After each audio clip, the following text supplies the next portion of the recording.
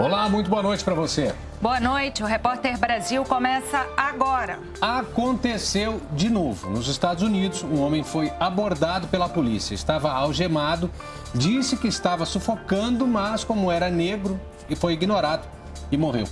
E em São Paulo, a polícia rendeu um homem negro. Ele havia chamado a polícia por ter sofrido uma ameaça com faca, mas de vítima virou réu em uma abordagem truculenta. E mais. Pousada sem alvará, mas autorizada pela prefeitura, pega fogo em Porto Alegre. 10 pessoas morreram. A edificação ela não possuía o alvará o alvará de prevenção e proteção contra incêndio do Corpo de Bombeiros Militar. Brasil ganha nova fábrica de insulina e passa a ser capaz de atender a todas as pessoas que dependem do medicamento. Confusão entre leis abre espaço para a discussão do direito de entregar o controle sobre a venda de armas aos estados. No Rio, adeptos das religiões de matrizes africanas terão orientação jurídica gratuita para casos de intolerância religiosa. Sexta-feira é dia de quê? De ir ao museu, claro. Então você é nosso convidado para conhecer o espaço dedicado a Guimarães Rosa. O espaço de quase 273 metros quadrados e 10 cômodos reúne um precioso acervo pessoal de Guimarães Rosa. São cerca de 200 peças e 1.200 documentos, entre fotografias e manuscritos originais. Pagode perde um dos símbolos dos anos 90. Morreu Anderson, do molejo.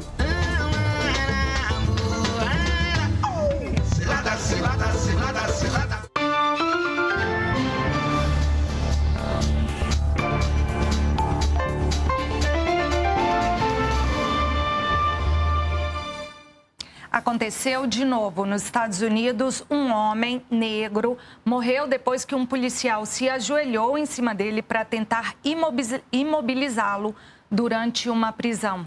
O caso faz lembrar o assassinato de George Floyd, morto por um policial branco em Minneapolis há 4 anos. A morte de Floyd desencadeou uma onda de protestos em todo o mundo contra a brutalidade policial e o racismo. Bom, a gente pede desculpas, tá? As cenas são fortes, mas necessárias. O caso aconteceu em Kenton, no estado de Ohio, na quinta-feira da semana passada, mas um vídeo da câmera corporal dos policiais só foi divulgado ontem à noite. Ao se depararem com um poste que havia sido atingido por um carro, os agentes são informados que o motorista havia ido em direção a um bar. Chegando lá, o homem, Frank Tyson, de 53 anos, reagiu à prisão e começou a pedir que o xerife da cidade fosse chamado. Ele também gritava que os policiais iriam matá-lo. Depois de uma luta corporal, Tyson é colocado de bruços no chão e um dos policiais se ajoelha nas costas dele, perto do pescoço, por 30 segundos. É quando ele fala ao menos 6 vezes que não consegue respirar e diz ao policial para sair de cima do pescoço dele. Os agentes respondem mandando o homem ficar calmo. Depois de algemado, Tyson ficou imóvel e foi deixado no chão do bar por 5 minutos e meio, até que os policiais decidem verificar seus sinais vitais. Eles chamam socorro e 8 minutos depois que Frank parou de se mexer, retiram as algemas e tentam reanimá-lo por 7 minutos. Os paramédicos chegam no local cerca de 13 minutos depois que o homem tinha sido algemado. Frank Tyson foi levado para um hospital, onde foi declarado morto. Bom, a causa da morte de Frank Tyson ainda não foi divulgada. O Escritório de Investigação Criminal de Ohio está analisando esse caso. 2 policiais foram colocados em licença remunerada, procedimento que é padrão no Departamento de Polícia de Canton em casos de apuração. E a Polícia Militar de São Paulo afastou 2 policiais envolvidos na agressão a um homem negro na zona norte de São Paulo. Pois é, a PM afirmou que a conduta dos 2 contraria protocolos operacionais. O caso ganhou repercussão por conta de um vídeo publicado nas redes sociais. Um dos PMs segura o pescoço do homem negro que estava com os braços atrás das costas e não oferecia resistência. O policial recebe de um colega o spray de pimenta e joga nos olhos do homem. A Secretaria de Segurança Pública afirma que a PM não compactua com desvios de conduta e que abriu um procedimento para investigar os policiais.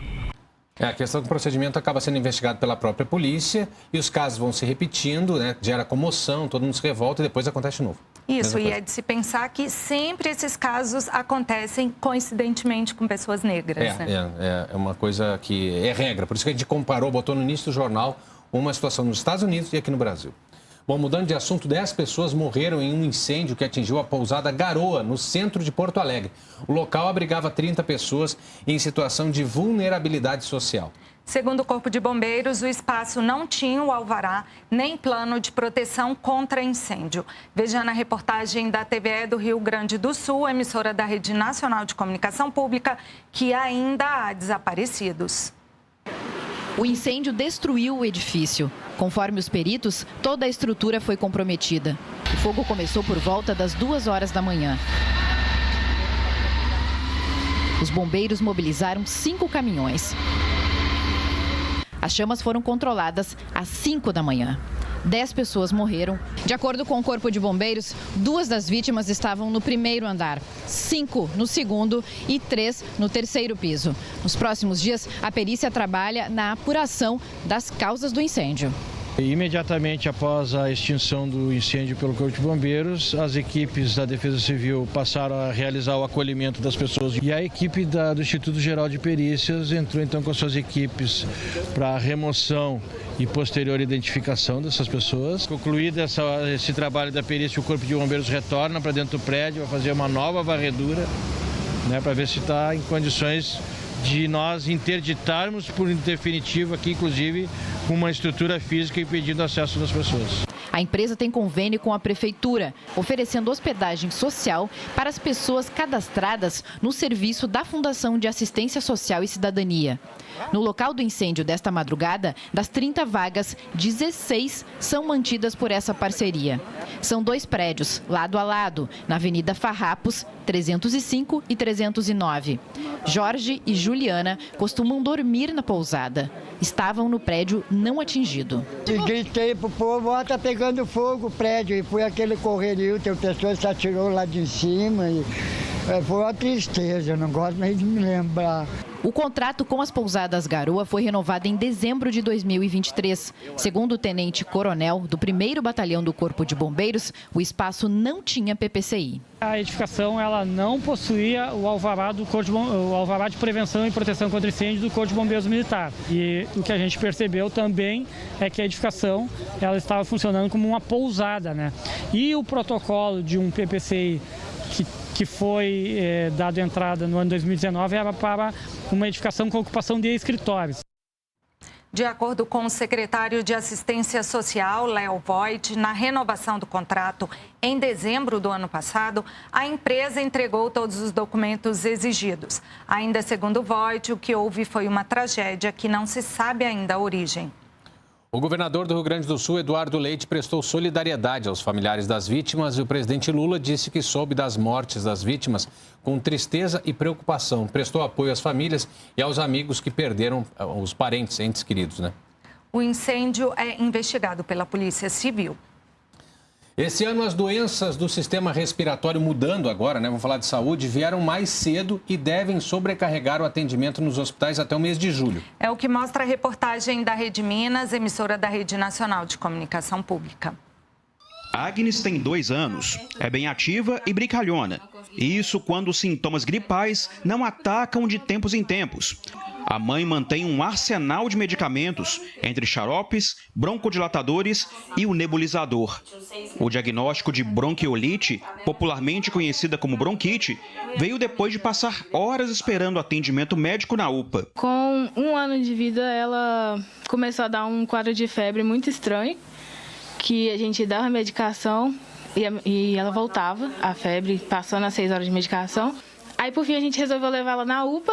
Chegando lá, ficamos um tempinho, né, quase que um dia inteiro, para chegar nesse diagnóstico de bronquite. Covid, gripe, rinite, bronquite, sinusite, não importa a IT.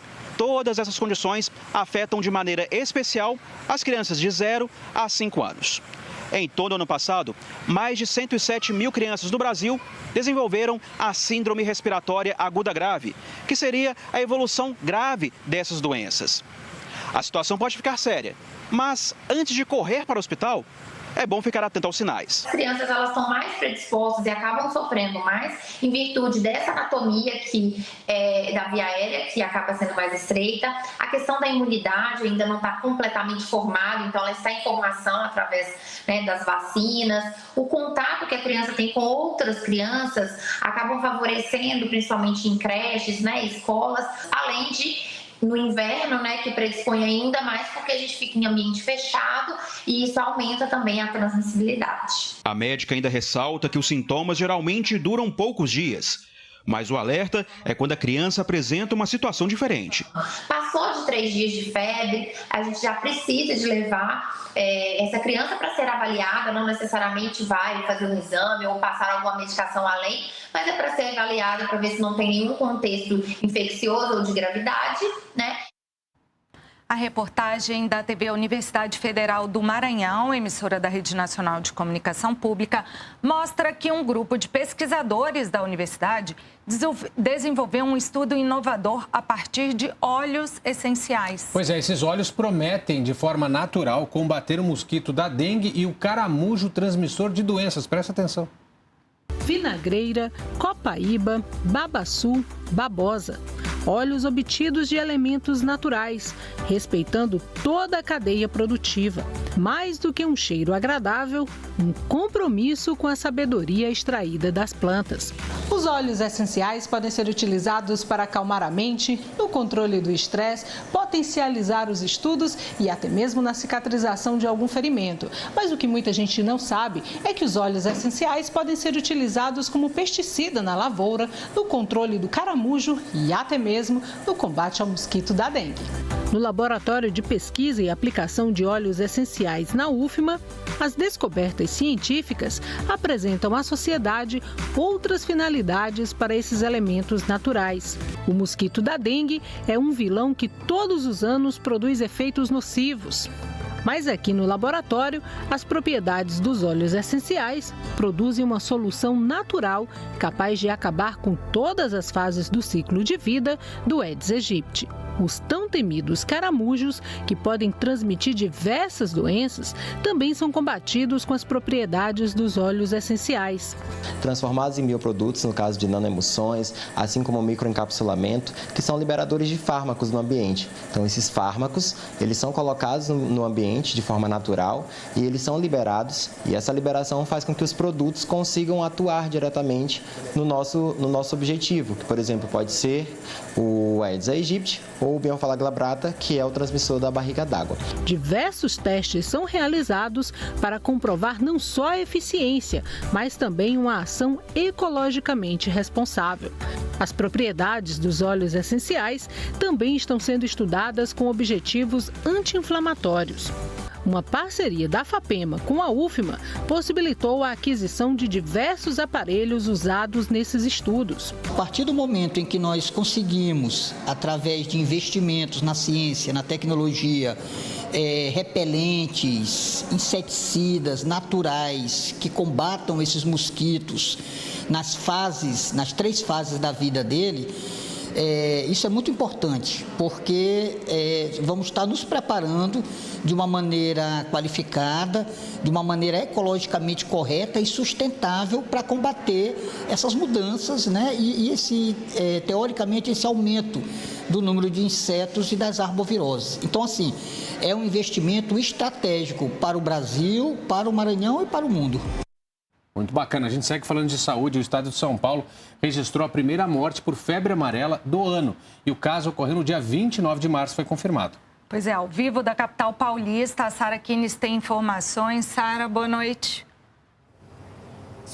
Olá, Yari Portanova, boa noite a todos que nos acompanham. Pois é, a primeira morte por febre amarela neste ano aqui no estado de São Paulo foi de um homem de 50 anos de Águas de Lindóia que viajava para Monte Sião, em Minas Gerais. Com isso, a Secretaria de Saúde aqui do estado intensificou a vacinação em Águas de Lindóia. E o Brasil segue a orientação da Organização Mundial da Saúde de que uma única dose serve para a vida toda. toda. E quem tomou aquelas doses fracionadas na época da epidemia da febre amarela está protegido por 8 anos, mas para viagens internacionais que exigem o comprovante é necessário tomar a dose completa e não tem problema. Quem tomou a fracionada também pode tomar a dose completa.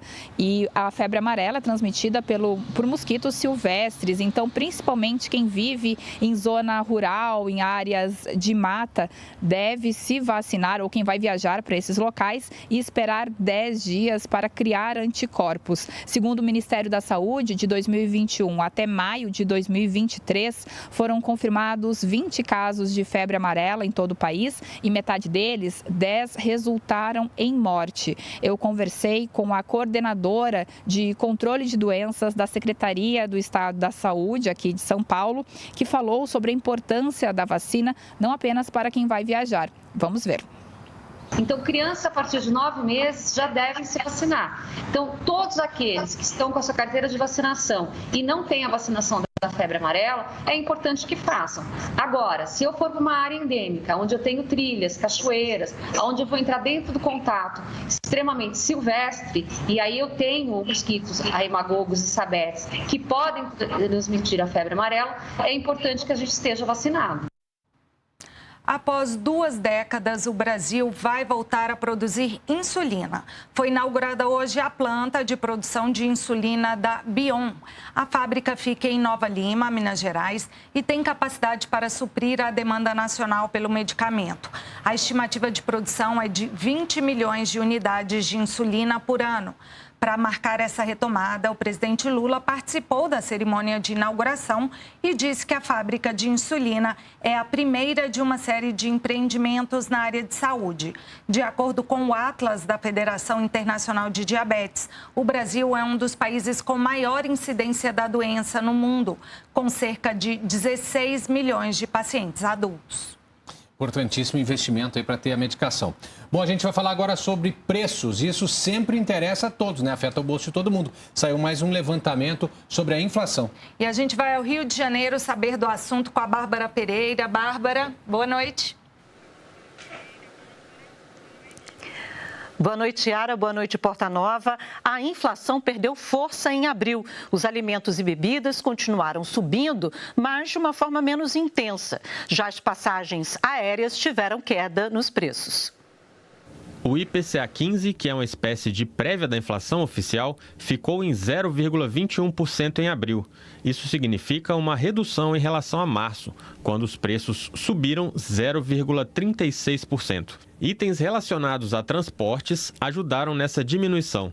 As passagens aéreas principalmente, com queda de mais de 12% nos valores. Gasolina e diesel também baratearam. O tomate foi um dos vilões da inflação em abril. Subiu quase 18% de preço. Outros itens que subiram no mês foram a cebola, o mamão, cinema, teatro e concertos e planos de saúde.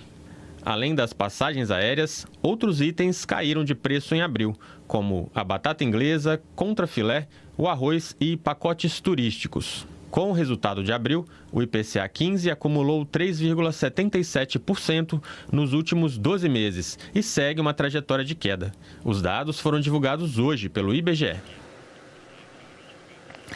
Mudando de assunto um pouquinho, muitas vezes as religiões de matriz africana são negligenciadas pelo poder público ou se tornam alvo de racismo religioso. No Rio de Janeiro, a Defensoria Pública lança amanhã uma ação de inclusão social e assessoria jurídica para facilitar a denúncia de intolerância em terreiros. A ideia do projeto é levar serviços públicos básicos e especializados aos adeptos das religiões de matriz africana. Entre os serviços prestados estão a assessoria jurídica para dúvidas sobre a formalização dos terreiros e orientações de procedimento para casos de racismo religioso. De acordo com a Defensoria do Rio, esse trabalho busca soluções mais eficientes para enfrentar o preconceito religioso que ocorre nas relações entre indivíduos, nas escolas, nas universidades e em outras instituições públicas. O projeto Defensoria em Ação nos Terreiros conta ainda com uma exposição fotográfica e tem a participação de agentes da Defensoria Pública Federal do Detran. Amanhã, a ação ocorre entre 9 da manhã e 3 da tarde no campus da Universidade Federal Rural em Seropédica, cidade da Baixada Fluminense, que abriga diversos terreiros.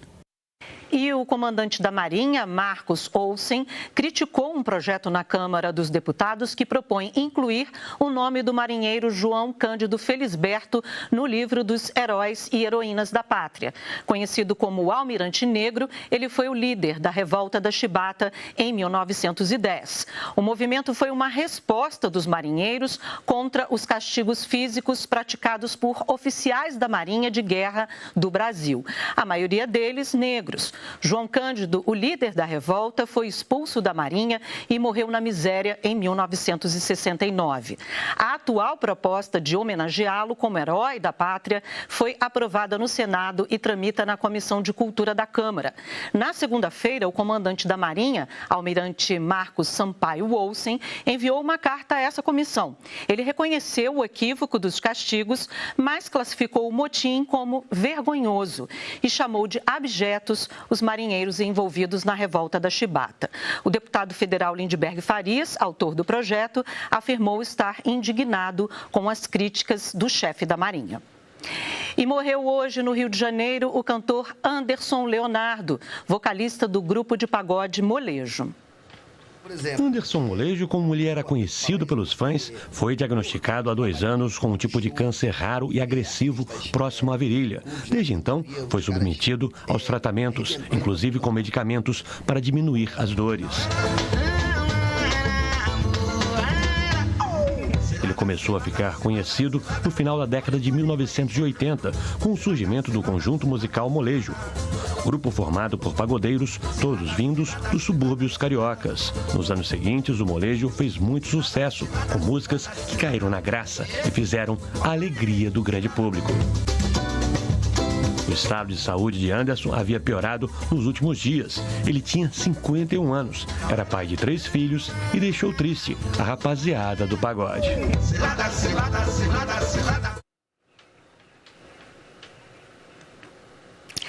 Pois é, Porta Nova, quem acompanhou as redes sociais hoje viu que todo mundo do samba lamentou a morte do Anderson. A gente volta com vocês aí, Porta Nova e Yara. Valeu, Bárbara. Falaram muito, foi muito falado desse assunto aí da morte do Anderson, que foi um símbolo realmente dos anos 90 no pagode. E depois disso também. Exatamente. E no próximo bloco a gente vai falar sobre a discussão em torno da desoneração da folha de vários setores aí da economia, né? Exatamente, é uma discussão para prorrogar ou não prorrogar a desoneração, ou seja, tornar a conta mais barata para as unidades da federação ou voltar a cobrar mais impostos. Daqui a pouco a gente traz detalhes para você.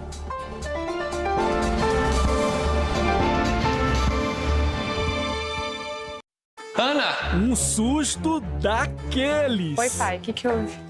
Dívida maluca é essa? Amigos que juntos podem resolver o problema com a ajudinha de um tesouro. O Código da Vinci! E uma turma que fará de tudo para atrapalhar a missão. Vocês vão conhecer a fúria dos irmãos Kree. A Família Kraft e o Código da Vinci. Sábado, 1h30 da tarde.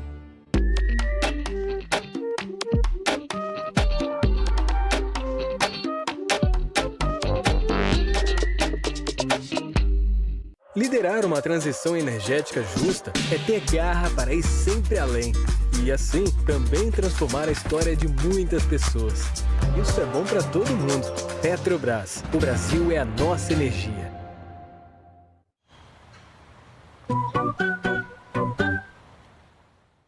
A tela que todos podem assistir juntos. A qualquer hora. Em qualquer lugar. Uma tela com a nossa cultura. O nosso povo. A nossa cara. as nossas paisagens. TV Brasil, a tela da gente. Bom dia, doutor. Dormiu bem? Preso ontem em Taubaté, doutor do tráfico. Cadu conhece sua nova realidade. Patrão igual o senhor, aqui nunca vi. Mas eu tenho que te falar uma coisa, cara. Eu sou inocente. Aqui não é o Rio de Janeiro, não. Nós estamos no estado de São Paulo. O traficante aqui não faz nome, não sei. O que é traficante? Um contra todos. Doutor, satisfação. Sábado, 21h. Marco temporal, demarcação de terras, combate aos garimpos, combate ao desmatamento. O debate sobre os direitos dos povos indígenas no país foi aprofundado ao longo da semana pelo acampamento Terra Livre, que começou na segunda e está terminando agora em Brasília. Pois é, a Selma Dias está lá no acampamento e traz os detalhes para a gente sobre esse assunto. Selma, boa noite. Oi, pessoal, boa noite a vocês, a todos. Olha, hoje foi dia de balanço, 2 coletivas de imprensa e os povos indígenas terminaram, então, esse acampamento com algumas demandas pendentes, principalmente relativas à demarcação de terras. Primeiro, eles querem que o Supremo transfira para o plenário físico a análise da decisão monocrática do ministro Gilmar Mendes, que suspendeu todos os processos na Justiça relativos à validade da lei que instituiu o marco temporal e que também abriu um prazo para conciliação sobre esse tema. Para quem não se lembra, o Congresso aprovou no ano passado a tese do marco temporal, segundo a qual os indígenas só têm direito, de estarem nas terras que já ocupavam até a data da promulgação da Constituição de 88. Fora isso, eles também estão voltando para casa com a promessa do governo de se criar uma força-tarefa para destravar as demarcações de 4 terras indígenas que estão dependendo apenas de homologação presidencial. Por enquanto, essas são as informações aqui. Eu retorno com vocês. Obrigada, Selma. Valeu, obrigado. Em 2023, quase 95% das pessoas de 6 a 14 anos frequentavam o ensino fundamental de forma adequada para essa faixa etária. Apesar de o Brasil ter avançado no acesso à escola, muito ainda precisa se melhorar, né? Pois é, no Dia Mundial da Educação, a gente mostra como a presença da família no processo educacional é importante para garantir aprendizado de qualidade para as crianças. Quando a gente fala em educação, uma das primeiras coisas que vem à cabeça é a escola. É a educação tradicional, o ensino do português, da matemática. Mas educação vai bem além disso. Uma boa educação é aquela que educa para a vida. Educar para a vida é fazer com que nossas crianças hoje sejam cidadãos felizes, conscientes e promissores num futuro que os espera. Claro que a educação envolve professores bem preparados em ambientes escolares que atendam às necessidades da criança. A nossa maior orientação é para que o professor olhe a criança como um indivíduo. Cada criança tem a sua história, tem a sua família, tem a sua bagagem e cada um se desenvolve também ao seu momento de acordo com as suas especificidades. Mas não dá para jogar na escola toda a responsabilidade.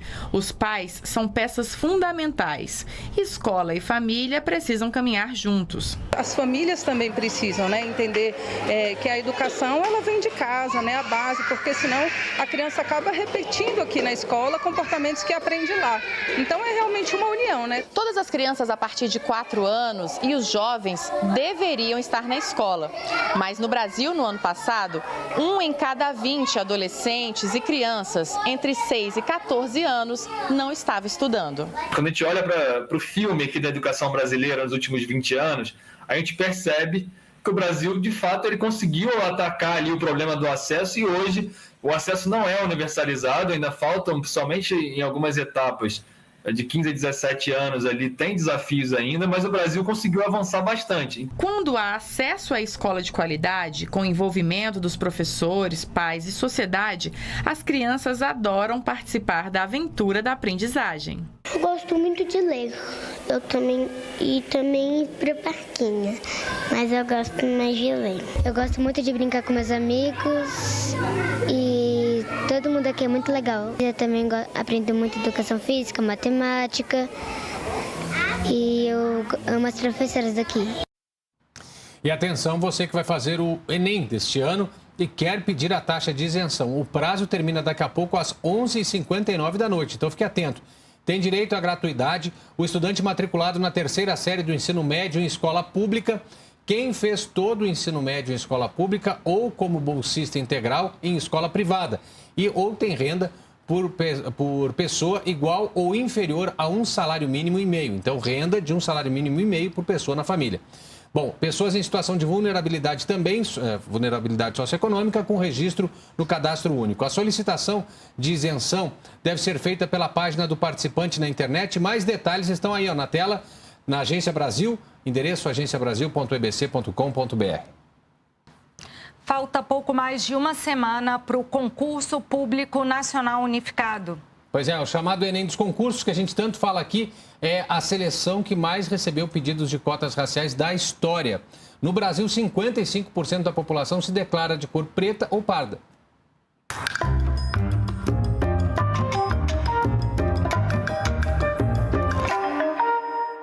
Dos 2.144.000 inscritos no concurso público nacional unificado, 420.000 solicitaram cotas raciais.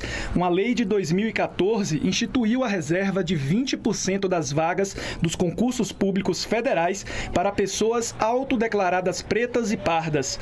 O sistema faz parte de uma política afirmativa para garantir representatividade e diversidade étnico-racial nos órgãos públicos. É importante a gente entender que nós vivemos num mundo realmente diverso, mas que nem sempre ele é inclusivo.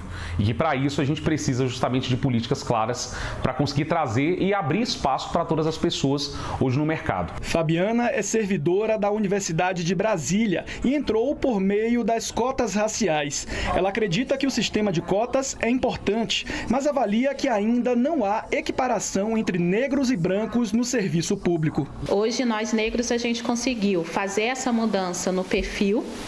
Entramos no serviço público, mas a grande maioria em cargos ou de nível médio ou de nível superior com um salário um pouco mais baixo. Aqueles cargos que o salário é mais alto, que é o de decisão, aquele cargo lá de quem está no topo, infelizmente ele também, a maioria ainda é branca. O ministro do Supremo Tribunal Federal, Cristiano Zanin, suspendeu a desoneração de impostos sobre a folha de pagamento de 17 setores da economia e de alguns municípios. A decisão de Zanin foi submetida ao plenário virtual da Corte, que tem até 6 de maio para concluir a votação. Pois é, a gente vai entender um pouco melhor isso com a Manuela Castro, que está ao vivo com a gente. Manu, muito boa noite para você. Esse assunto é complicado, mas é muito importante. É isso mesmo, Porta Nova. Boa noite a você, a Yara e a todos que nos acompanham no Repórter Brasil. Olha, no Supremo Tribunal Federal, até agora, 4 ministros votaram para suspender a desoneração da folha de pagamentos, que tinha sido prorrogada até 2027.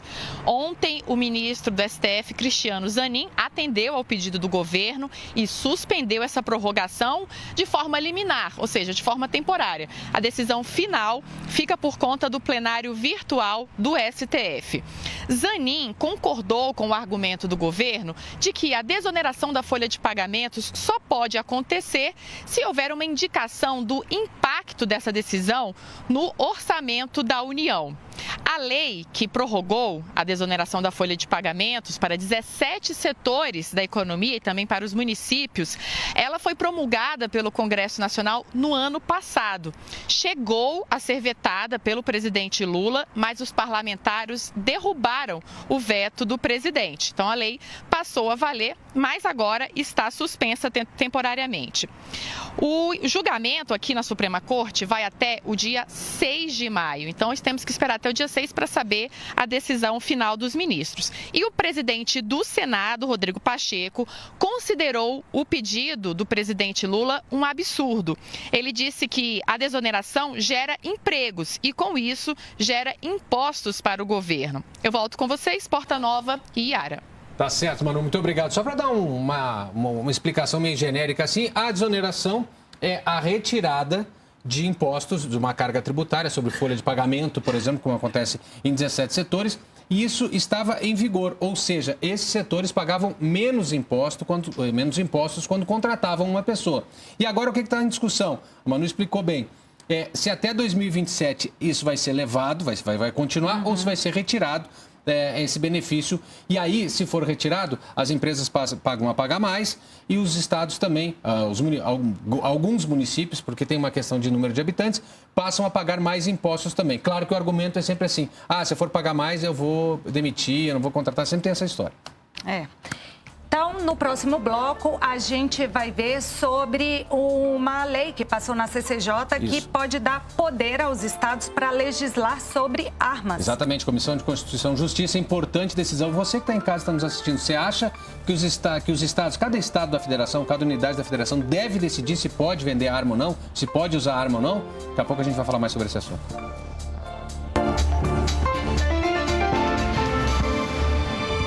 Na TV Brasil, nossas jogadoras e jogadores já se sentem em casa. E agora tem também Brasileirão Série B Bet Nacional. Hoje a bola rola entre Guarani e Chapecoense ao vivo. Aqui na TV Brasil, a tela do nosso futebol.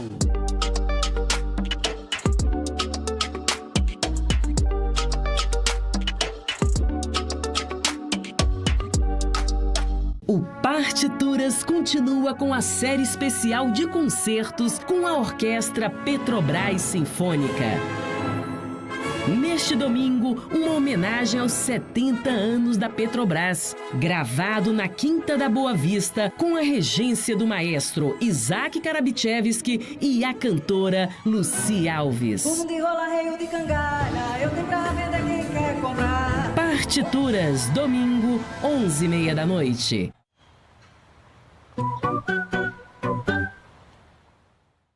As manhãs da TV Brasil começam com educação, documentários, cultura, turismo, música, culinária e os biomas brasileiros.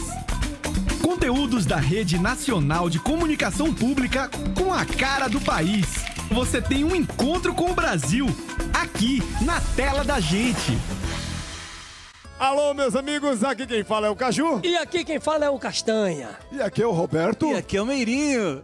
E vamos estar no programa Canta e Sabor do Brasil. Cantando muita moda de viola e improvisando na embolada. Mesmo em desarmonia, temos harmonia. De noite, dia, a vida é sempre bela. Duas vidas envolvidas nesse reboliço. E mesmo se for feitiço, ninguém se atropela.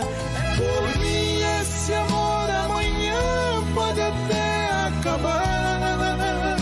E Paulinho Del Ribeiro faz uma deliciosa moqueca de tolete de frango com banana da terra. Canta e Sabor do Brasil, domingo, excepcionalmente às 10 da manhã. Hora de mais alguns destaques internacionais. A Índia concluiu hoje a segunda fase da maior eleição do mundo. É muita gente votando, né? E na faixa de Gaza morreu aquela bebê que tinha sido salva no útero da mãe. A mãe morreu em um bombardeio e ela acabou sendo salva lá na região de Rafah na madrugada do último domingo. A recém-nascida foi enterrada por um tio.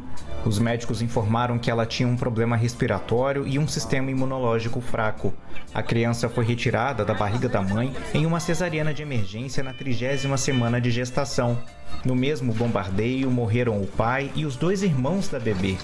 Também hoje, o Serviço de Ação contra Minas das Nações Unidas informou que pode levar cerca de 14 anos para que sejam removidos os escombros dos prédios destruídos em Gaza, bem como explosivos não detonados. E imagens de satélite mostram a construção de um novo cais marítimo por militares dos Estados Unidos. Em março, o presidente Joe Biden prometeu a obra para facilitar a chegada de ajuda humanitária. A Índia realizou hoje a segunda fase da maior eleição do mundo. Quase 1 bilhão de pessoas podem votar nas eleições gerais de 7 fases, que começaram em 19 de abril e terminam em 1º de junho. A previsão é que as urnas eletrônicas sejam apuradas em 4 de junho. A campanha vem ficando mais acalorada. O primeiro-ministro Narendra Modi, que concorre a um 3º mandato, é o favorito. O Escritório de Direitos Humanos da ONU denunciou hoje que o Irã vem aumentando as punições relativas ao uso obrigatório do hijab. Há relatos de agressões e prisões de mulheres, de jovens com idade entre 15 e 17 anos e de homens que as apoiam. No domingo passado, as autoridades anunciaram a criação de um novo órgão para fazer cumprir o Código de Vestimentas. Centenas de empresas foram fechadas por não exigirem o hijab das funcionárias e câmeras de vigilância estão sendo usadas para identificar motoristas que não usam o véu islâmico. Estudantes de universidades norte-americanas seguem acampados em protesto contra os ataques israelenses na faixa de Gaza. As manifestações têm sido fortemente repreendidas pela polícia, mas também estão inspirando universitários de outros países. Imagens feitas pelos estudantes mostram policiais dando choques em um manifestante na Universidade Emory, em Atlanta. Testemunhas disseram que na última semana a polícia usou armas de choque mais de uma vez contra os estudantes, além de balas de borracha e gás lacrimogêneo. 28 manifestantes foram presos em Emory. Em todo o país já foram mais de 550 estudantes presos por causa dos protestos.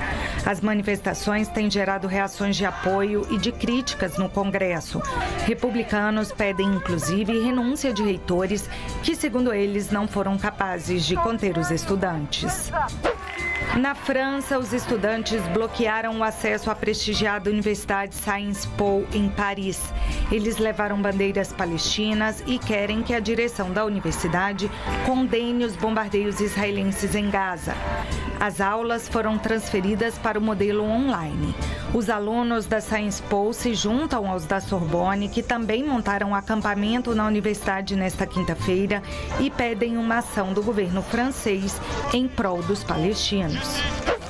Em Berlim, na Alemanha, policiais desmontaram um acampamento pró-palestino em frente ao parlamento sob gritos de protesto. Os manifestantes pedem que o governo alemão pare de exportar armas para Israel e de criminalizar movimentos em favor da Palestina. Tiroteios, voltando aqui para o Brasil, né? Tiroteios assustaram moradores da Zona Norte do Rio de Janeiro durante uma operação policial nesta manhã. A gente vai para o Rio agora conversar com Vladimir Platonov. Vladimir, muito boa noite para você. Boa noite, Guilherme, Yara, a todos e a todas. Moradores do Complexo do Alemão e da Penha acordaram nesta manhã ao som de tiros e com barricadas nas ruas.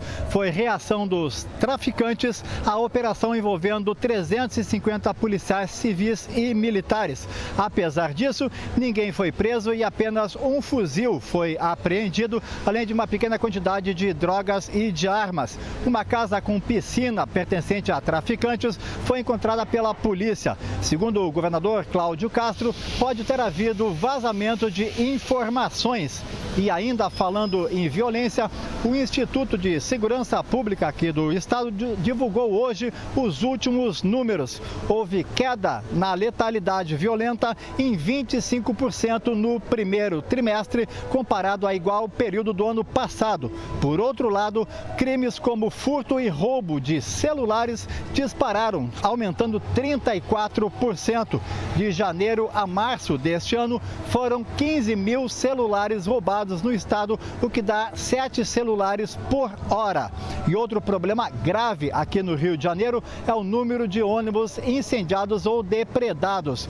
Foram 2.800 ônibus depredados e 28 ônibus incendiados. Um prejuízo de 24 milhões de reais que acaba mesmo na conta do passageiro, pois isso tudo vai no cálculo da tarifa. Eu volto ao estúdio. Obrigada, Vladimir. Números estão sendo muito contestados também pelas organizações que acompanham os dados de violência no Rio de Janeiro, né? Pois é, e há um alerta de que o índice de violência pode aumentar ainda mais no Brasil, né? Esse é um alerta feito por especialistas após a Comissão de Constituição e Justiça da Câmara aprovar uma proposta que autoriza os estados a legislarem sobre as armas de fogo. Hoje as definições são dadas pela União, ou seja, pelo Estado como um todo, né? O texto aprovado na CCJ diz que o registro será concedido para a defesa pessoal, práticas desportivas e também para controlar animais exóticos. A ideia central é que cada estado tenha autonomia sobre o assunto por meio de deliberação das câmaras legislativas. Segundo o artigo 22 da Constituição, o dever de legislar sobre o porte e posse de armas é da União, especialmente sobre material bélico, mas ao mesmo tempo diz que uma lei complementar poderia autorizar os estados a legislar sobre questões específicas. No entanto, uma lei nacional, o Estatuto do Desarmamento, já prevê quem tem e quem não tem direito ao porte e à posse de armas. E assim, lei estadual não poderia se sobrepor à lei nacional. Entre o vai e vem das opiniões, o relator diz que o projeto é constitucional e que garante mais segurança à população sem aumentar os números da violência. A maior necessidade é permitir que o brasileiro tenha acesso à arma de fogo de acordo com diferenças regionais. Quanto mais acesso as pessoas têm a meios de defesa, menos vítimas em potencial elas são. O argumento é questionado por parlamentares que votaram contra a proposta. Eles prometem recorrer ao Supremo caso a medida seja aprovada. Para além de inconstitucional, porque fere claramente o artigo 21 da Constituição, que diz que compete à União autorizar e fiscalizar a produção e o comércio de material bélico. Então, essa cultura da morte, ela só se aprofunda com a autorização do armamentismo dos indivíduos. Entidades da sociedade civil dizem que o texto é um retrocesso. A grande maioria das pesquisas apontam que quanto maior a circulação de armas de fogo na sociedade, maior o número de mortes por armas de fogo, seja suicídios, sejam acidentes pessoais de familiares que acessam essas armas, seja através de homicídios. Feminicídios também tendem a aumentar muito, e principalmente o desvio de armas para os mercados ilegais. Verdade, a gente vai continuar acompanhando essa discussão. Vamos para a tela agora, hora da previsão do tempo. Primeiro o mapa do Brasil com uma série de regiões aqui, mais ou menos como a gente viu durante a semana, mas aumentando essa faixa do norte do país com chuva mais concentrada, tá? Região central cada vez mais caminhando para um período de seca, com momentos de instabilidade, região de São Paulo, por exemplo, mas é pouca chuva, não é chuva muito forte. Alertas que a gente vai mostrar em seguidinha lá para o sul. Vamos mostrar agora a tela dos alertas para falar justamente disso. No Rio Grande do Sul, a gente está falando de metade sul do estado, é chance de granizo, chuva forte por lá. E a gente segue com Salvador pintada de laranja ali, também por risco de chuva forte, chuva moderada na região norte. O último quadro, só para a gente dar uma olhadinha nas temperaturas. Bagé é a região onde pode gear, tem que ter uma sensação térmica ao longo do fim de semana mais baixa que 16 graus. Camaçaria 29 e a máxima, Belo Horizonte 30 graus de temperatura máxima prevista para este sábado. Pouca mudança, né? Pouca mudança. Hora de falar de esportes. Vamos de Série B do Brasileirão. Daqui a pouco, às 9 da noite, tem Guarani contra Chapecoense. E o melhor de tudo, com transmissão ao vivo aqui na TV Brasil, direto de Campinas. Quem já está lá no estádio Brinco de Ouro da Princesa é o repórter Lincoln Chaves. Pois é, sexta-noite a gente vai ver na Série B aqui na TV Brasil. O Lincoln vai nos dar todos os detalhes desse jogo lá no Brinco de Ouro da Princesa contra a Chape. E aí, Lincoln, boa noite. Boa noite para vocês, boa noite para todo mundo que nos acompanha no Repórter Brasil. O público vai começando a chegar ainda de uma maneira um pouco discreta aqui no Brinco de Ouro da Princesa para esse duelo alviverde entre clubes importantes do futebol brasileiro, né? O Guarani, campeão brasileiro em 1978, a Chapecoense campeã da Copa Sul-Americana em 2016. Times que tiveram um início de Série B diferente, né? O Guarani estreou com derrota lá em Goiânia para o Vila Nova por 2-0. Já a Chapecoense fez 3-1 no Ituano, jogando na Arena Condá, em Chapecó, no interior de Santa Catarina. E uma curiosidade, uma peculiaridade sobre esse confronto de logo mais é que os treinadores, tanto de Guarani como de Chape, conhecem muito bem os seus adversários. Isso porque o Humberto Lauser, que atualmente é o treinador da Chapecoense, até fevereiro ele treinava o Guarani. E por coincidência, o Claudinei Oliveira, hoje treinando o Bugre, era o comandante do time de Santa Catarina também até fevereiro. Eles acabaram saindo em meio a um início não muito legal nos seus respectivos estaduais e aí depois acabaram trocando de lado e hoje, mas o clima também é muito bom, A gente viu agora há pouco o Humberto Lauser cumprimentando muita gente do Guarani, batendo um papo aqui na beira do gramado. Então, um clima bastante bacana para esse duelo alviverde na tela da TV Brasil. A bola rola a partir das 9 da noite. E eu volto com vocês aí em Brasília. Tá certo, valeu, obrigado pelas informações. Então, 9 da noite, aqui um pouquinho antes começa a transmissão. De Campinas, a gente vai para o Rio de Janeiro, ainda falando sobre Série B. A gente vai chamar o comentarista Rodrigo Campos para comentar essas e outras partidas do fim de semana. Muito boa noite para você, Rodrigo. Boa noite, Rodrigo. O que você diz aí pra gente? Muito boa noite a todos. Olha, eu confesso que estou esfregando as mãos e esperando uma partida sensacional, baseado no que aconteceu na primeira rodada, e a TV Brasil transmitiu 3 jogos, todos espetaculares, com emoção até o último minuto e normalmente os gols acontecendo após os 45 da etapa complementar. Acho que hoje não vai ser diferente. O Guarani vem de derrota, a Chapecoense vem de vitória na primeira rodada. Se o jogo fosse em Chapecó, na Arena Condá, eu poderia até apontar um pequeno favoritismo para a Chapecoense, mas não, o jogo é no Brinco de Ouro da Princesa, onde o Guarani, que não fez um bom campeonato paulista e estreou perdendo, mesmo assim é muito forte, mesmo assim promete levar muito perigo para a equipe da Chapecoense. O Lincoln destacou essa coisa dos 2 treinadores, cada um trabalhou num time, ou seja, eles conhecem bem os adversários e isso é muito importante. É claro que com a globalização todo mundo conhece todo mundo, mas é diferente de ter trabalhado, de conhecer as características individuais dos jogadores. Por isso, apontar um favoritismo nesse jogo de logo mais às 9 da noite, que vamos transmitir aqui na TV Brasil, é uma missão muito complicada. Tenho a certeza que será um bom jogo, 2 equipes que chegam com desfalques e num momento como esse, esses desfalques podem acabar pesando de um lado ou de outro, mas por outro lado a oportunidade dos treinadores conhecerem um pouco mais os seus elencos. E olha uma coisa muito interessante que deu onda e que nos enche de orgulho. Está rolando no Rio a 14ª edição do Festival de Cinema, o Cinefute.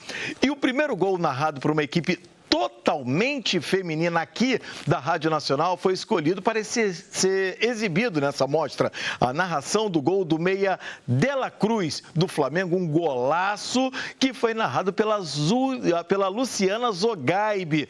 Vale a pena conferir. Quem vem para a batida, De La Cruz na perna direita, golaço!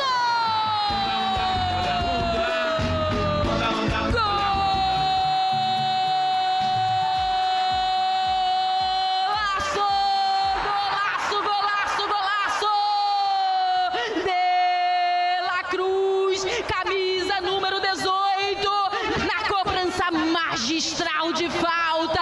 O goleiro Ronaldo só ficou assistindo. Ela morreu lá onde a coruja dorme. De La Cruz, camisa número 18, é raça, amor e paixão, é gol do Mengão. O placar da Rádio Nacional agora tá marcando assim. Rádio Nacional. Flamengo 1, De La Cruz. Atlético Goianiense 0.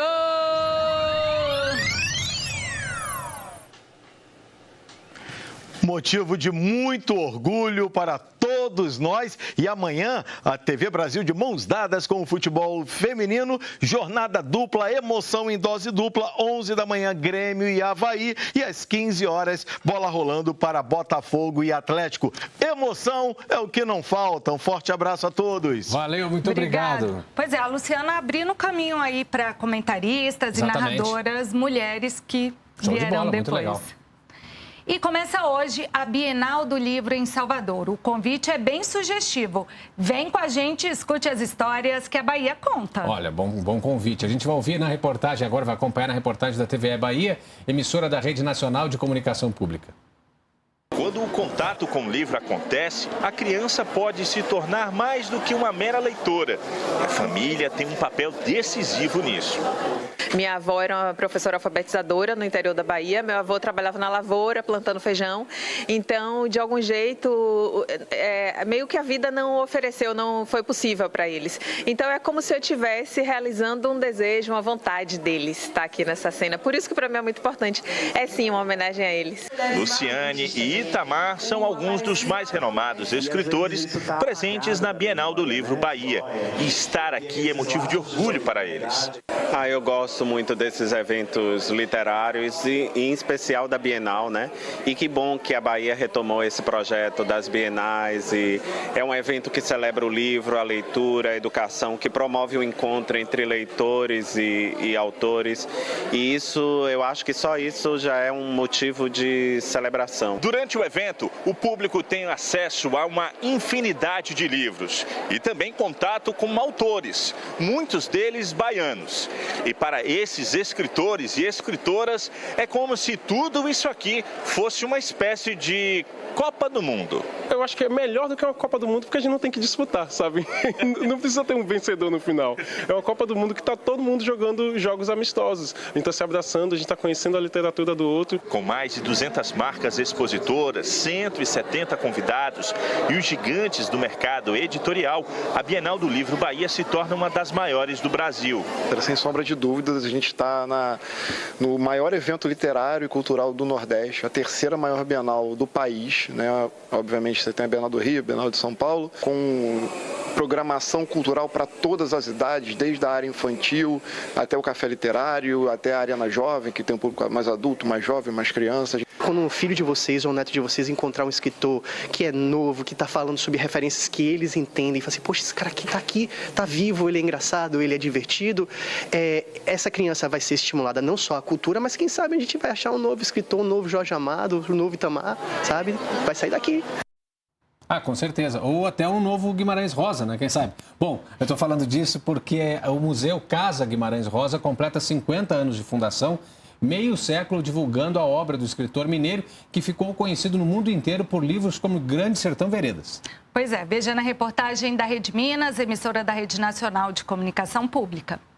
No número 744 da Avenida Padre João, no centro de Cordisburgo, está localizado o espaço que mantém viva a memória de um dos maiores autores da literatura brasileira, Guimarães Rosa. Foi aqui que ele passou boa parte da infância. O espaço, de quase 273 metros quadrados e 10 cômodos, reúne um precioso acervo pessoal de Guimarães Rosa.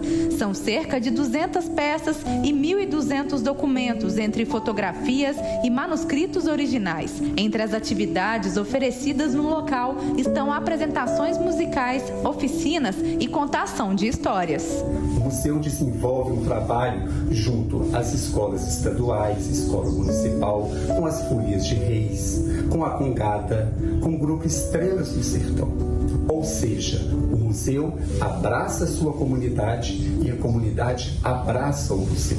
Em fevereiro, o museu recebeu recursos para a recuperação do prédio. Há ainda a ideia de aumentar o espaço para a abertura do centro de estudos da obra do escritor e de criar um ambiente digital no metaverso. Um museu super aconchegante e afetuoso, localizado em Cordisburgo, pertinho de BH.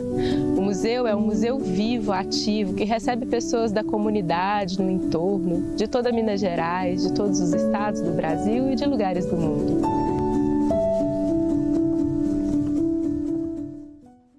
E olha que legal, quem não tem condição, não pode estar lá porque mora longe, né? Ele também está na internet, está no metaverso, como a gente está dizendo. Então, você faz uma viagem para o passado no instrumento do presente e do futuro. É uma loucura tudo isso. Uma ótima oportunidade, né? Estiveram hoje com a gente os intérpretes de Libras Ariane Fernandes e José Carlos, e o Repórter Brasil termina aqui. Amanhã eu estou de volta às 7 da noite. Até lá, boa noite. Valeu, a gente fica com um pouco mais do molejo, que hoje perdeu o Anderson, um dos integrantes da banda, mas que foi uma banda muito marcada pela alegria, o Anderson também. Ótimo fim de semana para você e até segunda-feira. Tchau, tchau. Não negue que você gosta de samba como ninguém. Eu trouxe a corda e a caçamba. Eu trouxe a corda, só me falta a caçamba. Sei que você tem. Não negue que você gosta de samba como ninguém. Na introdução, vai ficar bom.